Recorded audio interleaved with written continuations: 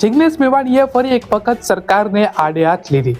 આ વખતે જે મામલો છે તે ખેડૂતનો છે અને આ વીજ પોલનો છે.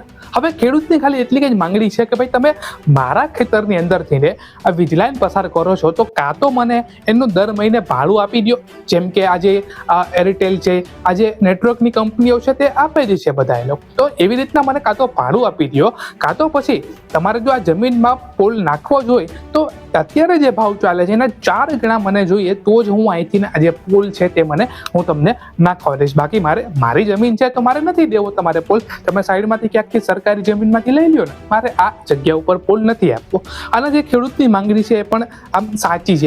એવું પણ નથી કે હાવ ઓલી છે, સાચી છે. હવે એવું પણ નથી કે જે વાત છે તે સરકાર સુધી પહોંચી નથી, એવું તો છે નહીં, કેમ કે બધા જ ટીવી ચેનલની અંદર આ વસ્તુ કવર થઈ છે. પછી તે ગમે તે મોટી ચેનલ હોય, પરંતુ બધા જ ચેનલની અંદર આ જે વસ્તુઓ છે તે કવર થઈ છે.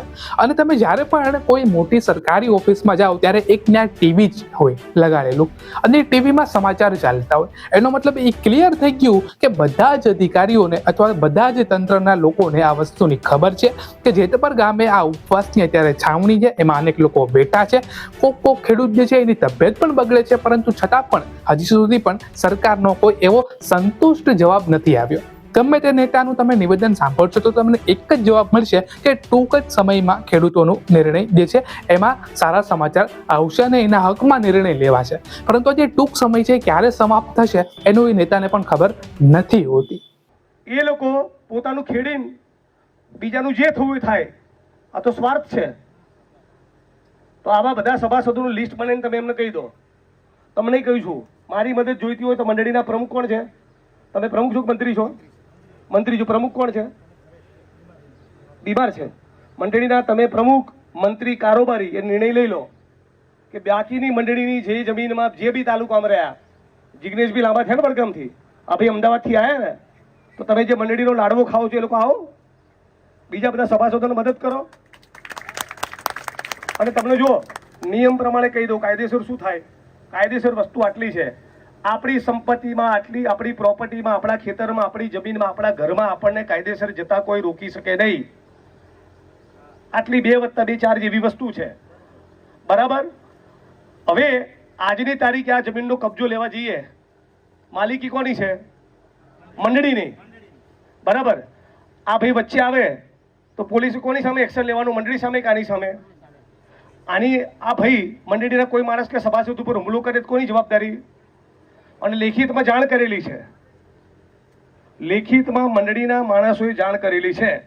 2018-19માં માપણી થયેલી છે, બરાબર. એક મજબૂત તાકાતવાળો કોલ આપો, બરાબર. અત્યારે કલેક્ટર ને એસપી શું કહે છે હું જરા જોઉં છું, બરાબર. ના ને 1 મહિનાનું શું, આપણે એના બાપડા નોકર છીએ આ કલેક્ટરોના? આના નોકર એ છે, એ છે કે નહીં નોકર? તો નોકરને યાદ કરાવો કે તું નોકર છે કલેક્ટર, એમ કહેવાનું. અમે તારા બાપના નોકર નથી કે તારા વારે વારે રિક્વેસ્ટો કહીએ. જરા પાવરથી જીવો. અને જેના બાપે સવા શેર સૂંટકીને પેદા કર્યો ને આવી જાય, આ જિગ્નેશ મેવાણીનું પરિવાર છે. ઘેલ સફાઓ ફાડી નાખીશ. બિનજરૂરી દોડતા પણ કર્યું તો બહુ 40 વર્ષથી હેરાન કરે છે ને. બધાની દવા કરવાની, તમે મજબૂત થઈ જાઓ. તમે મજબૂત ના થવાનું તો મારો ટાઈમ ના બગાડતા, એ બી કહી દઉં છું. 4000 વીઘા મેં આવા ખાલી કરાયા છે. આ તો ચણા મમરા છે 200 વીઘા. મારા માટે કોઈ મોટી વાત જ નથી. રાત્રે 12 વાગે જઈને કલેક્ટરને ઉઠાડું, ઉઠ નોકર ઉઠ, એવી રીતે કઈને ઉઠાડું, બરાબર. પણ પહેલા તમે તૈયાર થઈ જાઓ. તમે નક્કી કરો ને આટલી મોટી જમીન છે તમારે ખેડવાનું, ક્યાં રોજ જિગ્નેશભાઈ આવવાના છે? તો થોડી તમારી હિંમત બતાવવી પડશે. તમે શેના માટે કહો છો હુમલો થાય? ટાઈટ અરજી આપો. હુમલો થયો તો એસપીની કલેક્ટરની જવાબદારી રહેશે, સ્થાનિક પોલીસ સ્ટેશનની જવાબદારી રહેશે. તમે બધા જાઓ પોલીસ સ્ટેશન કે આટલા લોકોનું દબાણ છે, ગુનો દાખલ કરો. તમે જાઓ બધા. કેટલું થાય છે પોલીસ સ્ટેશન? 22 કિલોમીટર. ચલો બધા હું આવું છું, એફઆઈઆર દાખલ કરો સલાઓની ઉપર.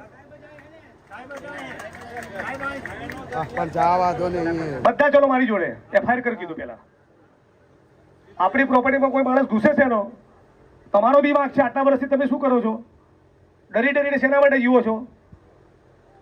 સમીમાંથી, હારીજમાંથી, પાટણમાંથી, શંખેશ્વરમાંથી જેટલા બી માણસો છે બધાને એક દાડો ભેગા કરો. ભાનુભી વણકરનો મુદ્દો જ્યારે બન્યો, જ્યારે તંત્ર ઉપર પ્રેશર હતું ત્યારે કામ કરાવી લેવું હતું તમારે. કેટલા ગામ? 18 ગામની જમીન છે. 18 ગામને વીવી જોવાના તૈયાર થાય ગામ દીઠ, તો એ 350 જોવાના થાય. તમારે ખાલી સેલ્ફીઓ લેવી છે. થાય કે સેલ્ફીઓ લેવાથી, ઇન્સ્ટાગ્રામની રીલો બનાવવાથી કઈ થાય? આ ફોટા પાડવાથી કઈ થાય? અસલી કામ તો કબજો લેવાનું છે. 18 ગામની અંદર મંડળીની જમીનો છે. ગામ દીઠ 20 છોકરા તમે ગણો, મજબૂત યુવાનો, તો એ 350 લોકો થયા.